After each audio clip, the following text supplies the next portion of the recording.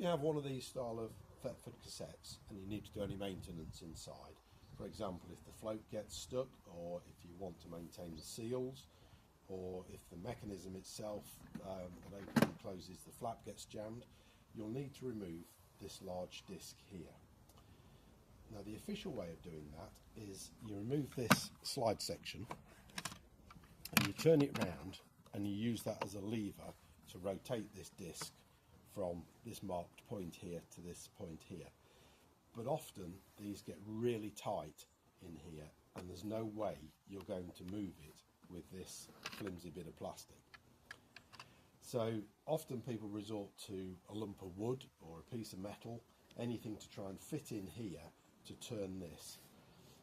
And quite often what happens is we end up damaging or smashing off these rails here.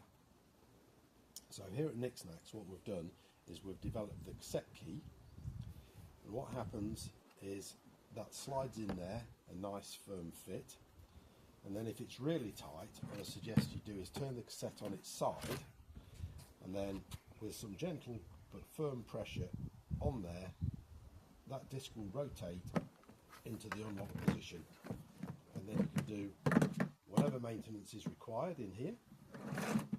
And then when you've finished, you can also use the key for dropping it back into position and rotating it back to the lock position. That's the NiksNaks cassette key.